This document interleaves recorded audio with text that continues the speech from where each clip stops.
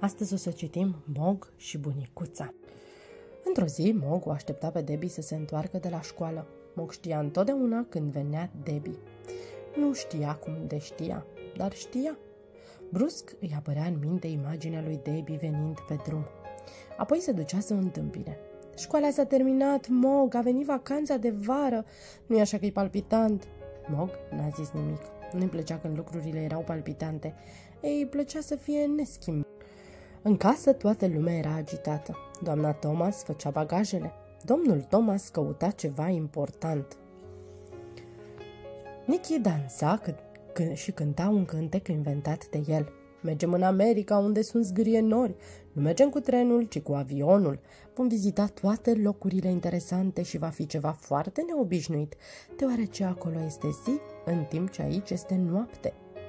Mog, tu nu poți veni cu noi, a spus Debbie, dar vei sta acasă la o bunicuță foarte cum se cade.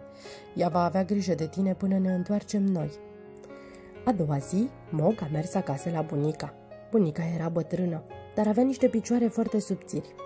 La început, Mog a crezut că avea 3 picioare. Apoi a văzut că unul dintre ele era de fapt un baston. La revedere, dragă Mog, a spus Debbie. Voi avea grijă de el, a spus bunica. Îi va ține de companie lui Tibbles al meu. Tibbles? S-a gândit Mog. Nu mi-a spus nimeni că va mai fi o pisică. Cel puțin pare a fi una foarte mică. Tibbles fusese foarte mică la început, dar apoi se făcuse mare. Uite o mică prietenă pentru tine, a spus bunica. Lui Tibbles îi plăcea să surprindă oamenii și îi plăcea în coșul lui Mog. Nu te prosti, Tibbles, lasă pe Mog să doarmă în coșul ei, iar tu poți dormi în patul meu. Mog s-a așezat în coșul ei, dar nu putea să doarmă. S-a gândit la casa ei, s-a gândit la Debbie. Deodată i-a venit în minte imaginea lui Debbie. Debbie era într-un loc înalt, înconjurat de alte locuri și mai înalte. Toate erau mult prea înalte. Mog s-a gândit că Debbie n-ar fi trebuit să fie acolo. Ce s-a întâmplat, Mog? A întrebat bunica. Vino mai bine să te cuibărești în pat, lângă noi. Peste câteva zile, poștașul a adus o carte poștală. Este de la Debbie, a spus bunica. A urcat în vârful unui zgârie nori. Mog s-a gândit că vederea avea mirosul lui Debbie. Tibbles nu avea o carte poștală. În schimb avea niște ceai într-o farfurioară. Îi plăcea foarte mult ceaiul. Tibbles avea o fereastră deschisă în loc de o ușiță pentru pisici. Avea o curte unde să se joace. Uneori Mog și Tibbles se jucau împreună. Uneori se fugăreau una pe alta, uneori se plăceau, alteori nu. Bunica le dădea mâncare bună, se ducea să o cumpere de la magazin. Primeau întotdeauna la fel, dar întotdeauna li se părea că mâncarea celeilalte era mai bună. Prima dată când bunica s-a dus la cumpărături, Mog a avut parte de o mare surpriză. Bunica nu mai avea baston, avea un automobil. A plimbat-o pe Tibbles cu el. Nu vrei și tu, Mog? A întrebat bunica. Dar Mog s-a gândit că automobilul era ceva mult prea neobișnuit.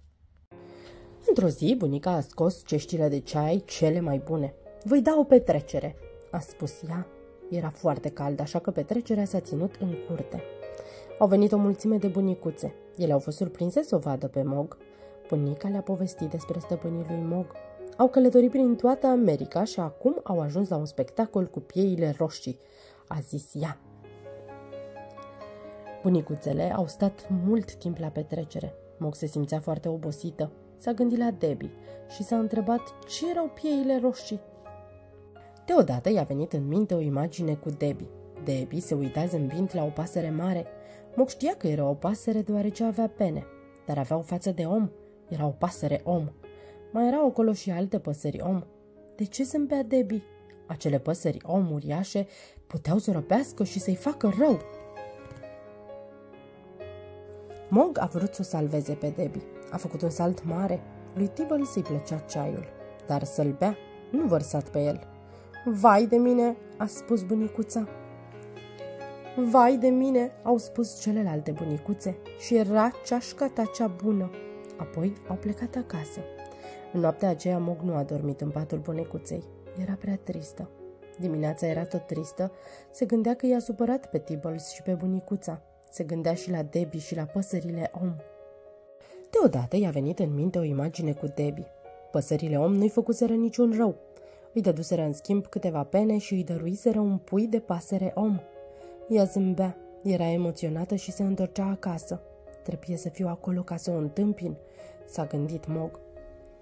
A fugit din curte, a traversat un drum, a luat-o pe un alt drum. S-a urcat într-un copac. După o vreme, câinele s-a dus acasă și Mog vrea să plece acasă, dar nu putea să coboare din copac. A încercat în fel și chip, dar n-a reușit și se făcuse târziu, iar Debbie trebuia să ajungă acasă. Nu-i nimeni să mă ajute, s-a gândit Mog, și totuși era cineva.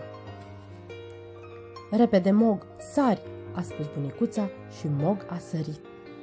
Va trebui să ne grăbim, a spus bunicuța, nu avem mult timp.